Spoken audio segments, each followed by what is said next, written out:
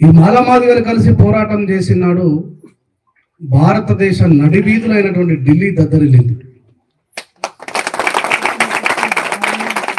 దీన్ని గుర్తించినటువంటి ఈ దేశ పరిపాలకులు, ఈ దేశాన్ని దోచుకొని తినాలనుకుంటున్నటువంటి దొంగ కొడుకులు ఏడిపోయినా ఈ మాలమాదిగలు అడ్డపడతారు, ఈ బీసీలలో ఉన్నటువంటి కొద్దిమంది ఆలోచన పరులు అడ్డపడతారు, రెడ్డిలలో ఉన్నటువంటి మానవతావాదులు అడ్డపడతారు. వీళ్ళందరికీ ముందు ఉండి డప్పు కొడుతూ సమాజాన్ని మేలుకొల్పే మాదిగలు పాటలు పాడుతూ మాలలు ఇద్దరూ కలిసి వాళ్ళతో సహకరిస్తున్నటువంటి బీసీలు ఈ రాజ్యం వైపు ఆలోచన చేయకూడదనేటువంటి ఆలోచనతో మనల్ని భయభ్రాంతులకు గురి చేయడం కోసం చేస్తున్నటువంటి చర్యలే.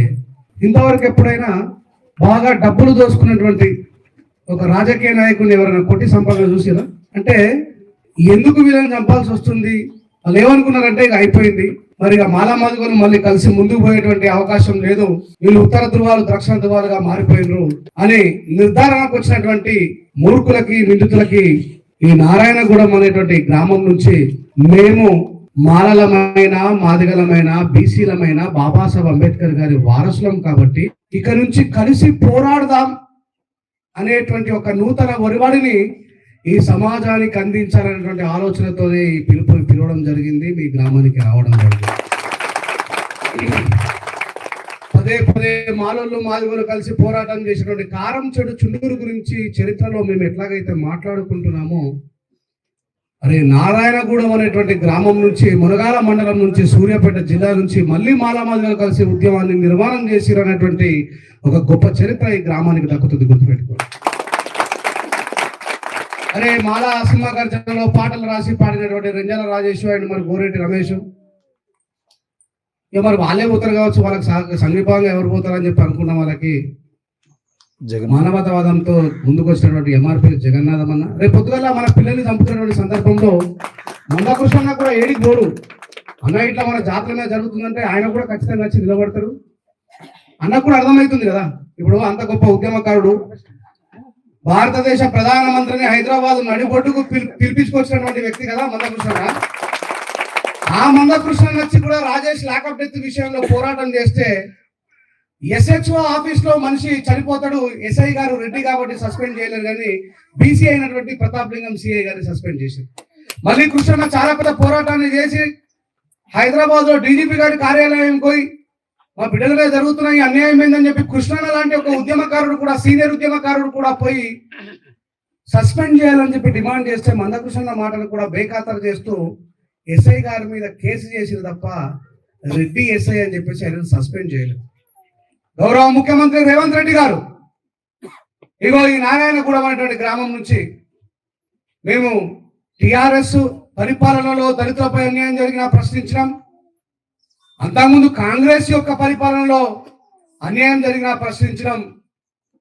ఈరోజు మీ అహంకారం రికార్డ్ చేసుకొని పెట్టుకోండి, మీ అహంకారం ఎంత దారుణానికి దిగజారింది, ఒడిగట్టింది అంటే ఈ నేషనల్ ప్రెసిడెంట్ ఒక దళితుడు మల్లికార్జున ఖర్గేని పెట్టి మేము దళితులని పిల్లిని కావాలి పెట్టి ఎలుకలు తినే పిల్లిని ఎలుకల కోసం కావాలి పెట్టినట, పిల్లిని ఎలుకల కోసం కావాలి పెట్టినట. ఈ ఎలుకలు తినేదేంది? అగో మల్లికార్జున ఖర్గే గారిని కూడా గట్ల పెట్టి మనల్ని చంపడం కోసం చేస్తున్నట్టు ఈ చర్య. ఒకవైపు ఏమో Rahul Gandhi save Indian constitution, వాళ్ళ తాతలే బాబాసాహెబ్ అంబేద్కర్ గారిని పార్లమెంట్ అసోసియేటెడ్ రాయకుండా బాబాసాహెబ్ అంబేద్కర్ రాజ్యాంగం రాయనేకుండా చేస్తే ఇలా రాహుల్ గాంధీ గారి గణమై పట్టుకున్నది. ఆయనేమో సేవ్ ఇండియన్ కాన్స్టిట్యూషన్ అంటాడు. వాళ్ళ పరిపాలన ఈ తెలంగాణ రాష్ట్రంలో ఉన్నది ఏం పార్టీ? అలా నాయకుడేమో రాజ్యాంగాన్ని కాపాడుకోవాలని చెప్పి దేశమంతా తిరుగుతాడు. అలా జీతగాడి తెలంగాణలో ఉన్నటువంటి వ్యక్తి ఏమో ఈ రెడ్డి సామాజిక వర్గంలో ఉన్నటువంటి కొద్ది మంది చేత మన మీద దాడులు చేయించి మాలమాదిగలను విడదీసి బీసీలను విడదీసి చంపేటువంటి ప్రయత్నం చేస్తా ఉన్నారు. మనిషికి మాట్లాడే స్వేచ్ఛ ఉంది, భయపడాల్సిన పని లేదు తల్లి, గుర్తుపెట్టుకోండి.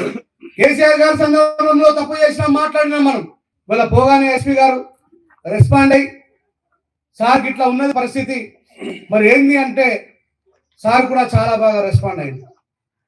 ఎందుకు సార్నైనా మనల్నైనా మనందరినీ కలిపేది ఒక సముచితమైనటువంటి ఆలోచన విధానం భారత రాజ్యాంగం.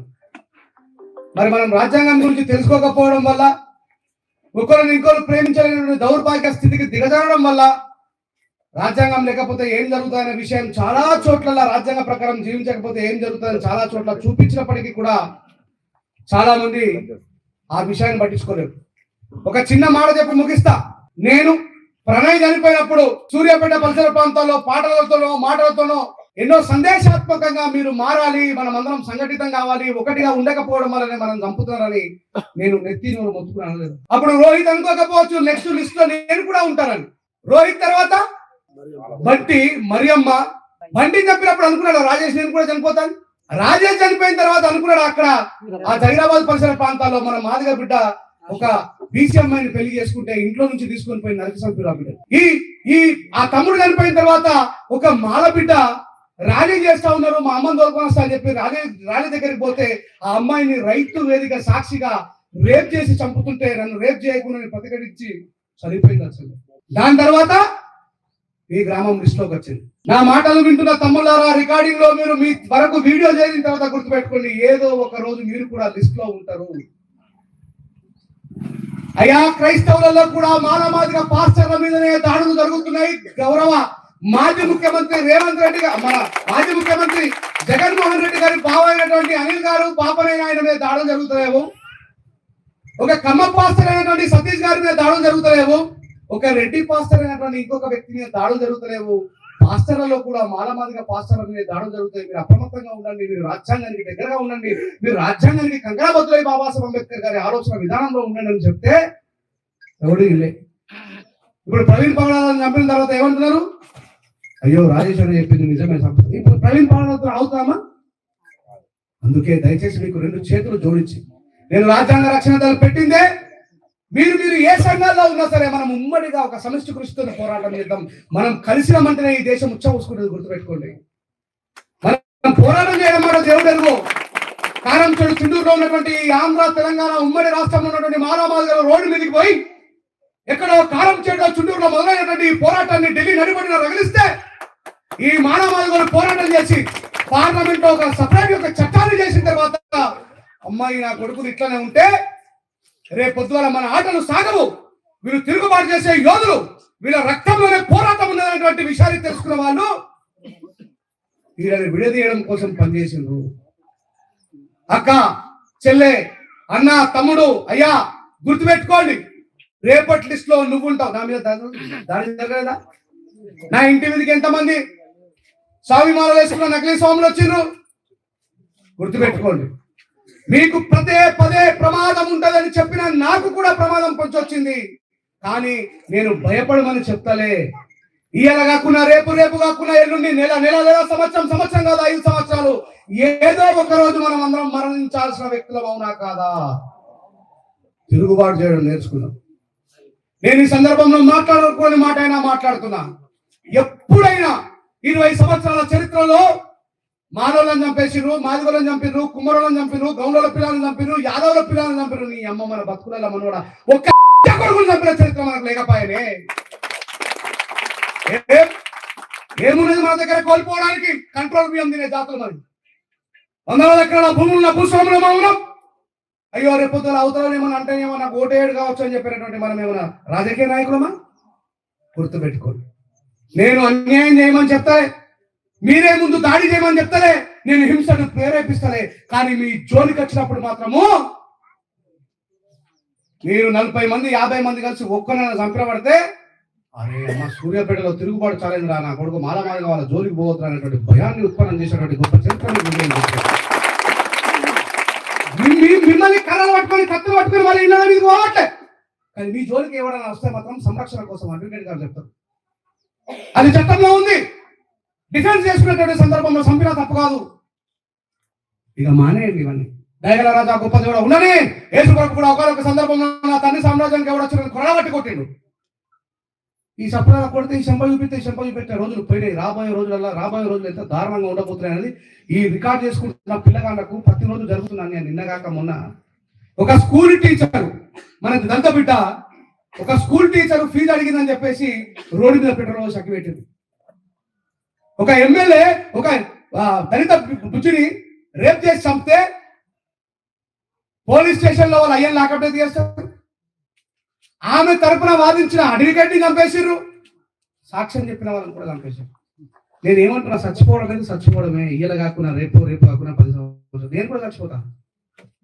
కానీ చావడానికంటే ముందు నిర్మాణం చేసే చరిత్ర బాబు. ఈరోజు ఇంతమంది పోలీస్ ఆఫీసర్లు మన కోసం వచ్చిండ్రు, ఇంత గొప్ప అడ్వకేట్లు మన కోసం వచ్చిండ్రు. ఆ రోజు బాబాసాహెబ్ అంబేద్కర్కి ఎవరున్నారమ్మా? ఒక్కడే అంబేద్కర్ తల్లి. ఎవరికి భయపడే బాబాసాహెబ్ అంబేద్కర్ గారు. అందుకే హిందుత్వంలో ఒక గొప్ప శ్లోకం నాకు బాగా ఇష్టం, ధైర్య సాహసే లక్ష్మి. ధైర్యాలు సాహసాలు చేయకుండా డబ్బులు రావు. అన్యాయం చేసిన దొంగ నా కొడుకు, కొండలు పీకేటప్పుడు దొంగ నా కొడుకు కేసీఆర్ గారిని ధిక్కారంతో ఎదుర్కొన్నారా రేవంత్ రెడ్డి?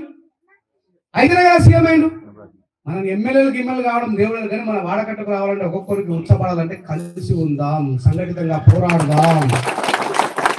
ఈ విషయాన్ని గుర్తుపెట్టుకోవాలని తెలియజేస్తూ, ఈరోజు అన్న హైకోర్టు న్యాయవాది మేమిద్దరం గత 18 సంవత్సరాల నుంచి ఒకటే సంఘంలో పనిచేసేటువంటి వ్యక్తులం. నేను చెప్పిన అన్న, మాలామాదిగలు బీసీలు మనం కలవకపోతే రాబోయే రోజుల్లో బతికేటువంటి పరిస్థితులు కనబడతలేవే. నువ్వు చాలా అద్భుతమైనటువంటి జ్ఞానవంతుడివి. ఈ కేసు మీద పునరాలోచన చేసి మన సమాజానికి మనము ఒక న్యాయబద్ధమైనటువంటిది మీరు ఇవ్వాలనగానే ఏ అర్ధరాత్రిగా సరే నేను ఖచ్చితంగా వస్తాను. రాజేశ్వరి, నా పని విధానం మీద నమ్మకంతో మనందరికీ న్యాయ సలహాలు ముందరని నడపడానికి వచ్చినటువంటి అన్న శ్రీకాంత్ చింతల గారికి హృదయపూర్వకంగా నేను ధైర్యం తెలియజేస్తాను. అట్లాగే నిన్నగాక మొన్న అడ్వకేట్ అయిన తమ్ముడు మరాఠీ